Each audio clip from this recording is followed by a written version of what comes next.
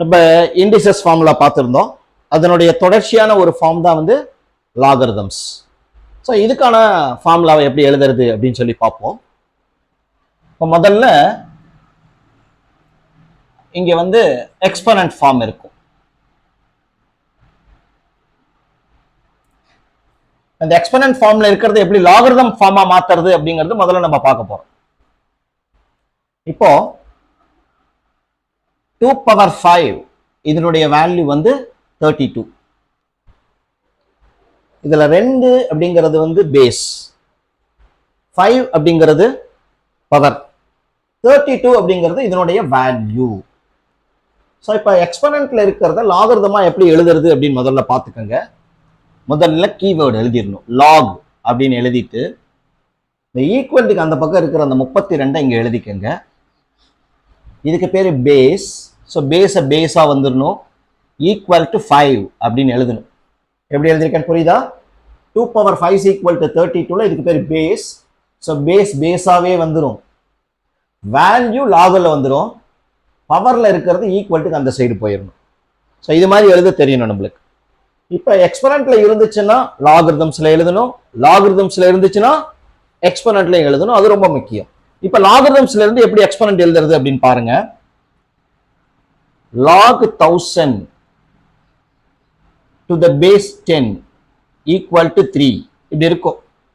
இதை எக்ஸ்பனண்டா மாத்தணும். அப்படியே இதையும் கம்பேர் பண்ணிக்கும் போது அப்படியே எழுதிடலாம். என்ன வரும்? இது base.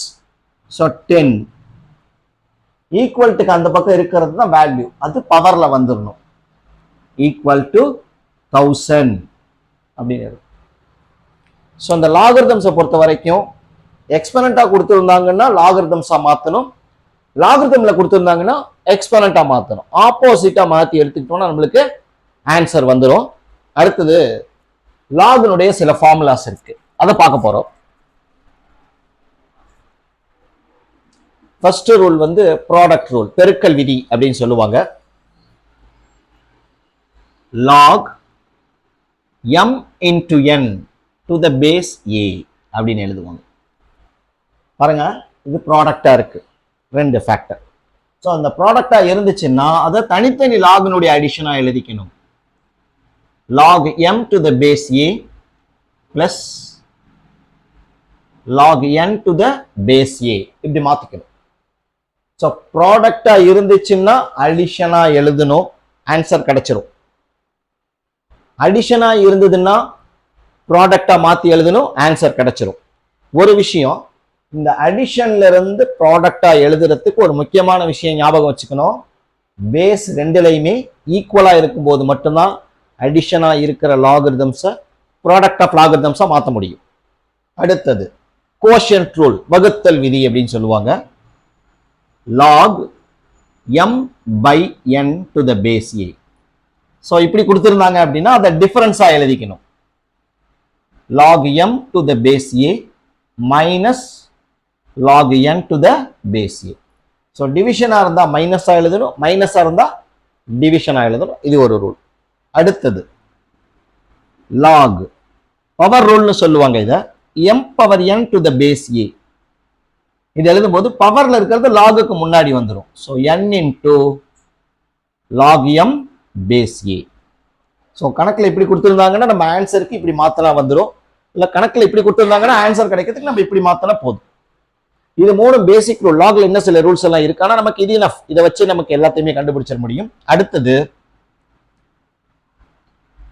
log a base a அப்படி வந்துச்சுன்னா அதனுடைய வேல்யூ எப்பயுமே 1 தான். லாகும் பேஸும் ஈக்குவலா இருந்துச்சுன்னா அதனுடைய value 1.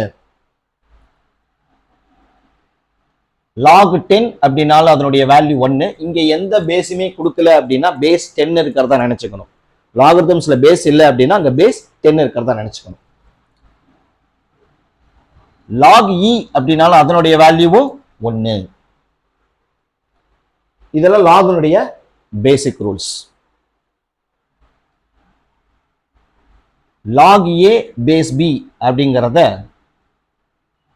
log a by log b அப்படின்னு எழுதலாம், அல்லது 1 by log b base a இப்படின்னு மாத்தி எழுதிக்கலாம். ஸோ இங்க பேஸ் எதுவுமே இல்லைன்னா 10 இருக்கிறத அர்த்தம், ஞாபகம் வச்சுக்கோங்க. இது லாகரிதம்ஸுடைய பேசிக் ரூல்ஸ். ஸோ இதுதான் நமக்கு பேசிக்கா தெரிஞ்சுக்கக்கூடிய விஷயங்களா இருக்கும். இது எல்லா செக்ஷனுக்குமே 10th 11th 12th 9th இருந்து எல்லாத்துக்குமே இது வந்து தேவைப்படுறையான விஷயங்களா இருக்கும். ஸோ இந்த மாதிரி விஷயங்கள் எல்லாத்தையும் முதல்ல நல்லா கோ த்ரூ பண்ணிக்கோங்க. மற்றபடி இன்னும் பேசிக்கா சில LCM HCFலாம் இருக்கு, அதெல்லாம் வந்து நம்ம ப்ராப்ளம் எடுக்கும்போது எப்படி வரும் அப்படிங்கிறத நான் உங்களுக்கு சொல்லி கொடுத்துக்கிட்டே வரேன் அந்தந்த ப்ராப்ளத்துல வரும்போது.